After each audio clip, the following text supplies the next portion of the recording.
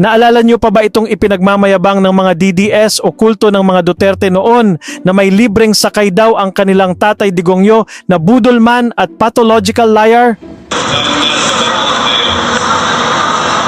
Ngayong pati pamasahe sa bus at ride-hailing services ay nagbabadya na ring magtaas, nagtsatsaga ang ilang pasahero sa mahabang pila at malayong ruta, makalibre lang ng sakay.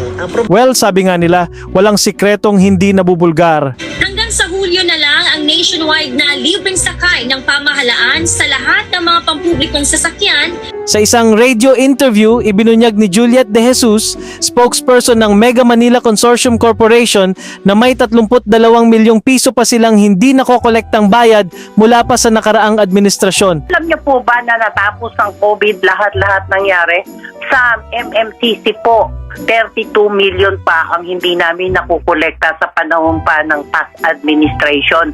Kung sasabihin may libreng sakay ngayon, paano nila yun gagawin?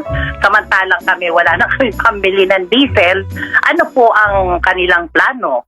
Ayon kay De Jesus, kaugnay ito ng mga libreng sakay program noong panahon ni dating Land Transportation Franchising and Regulatory Board Chairman Martin Delgado III sa ilalim ng Duterte administrasyon.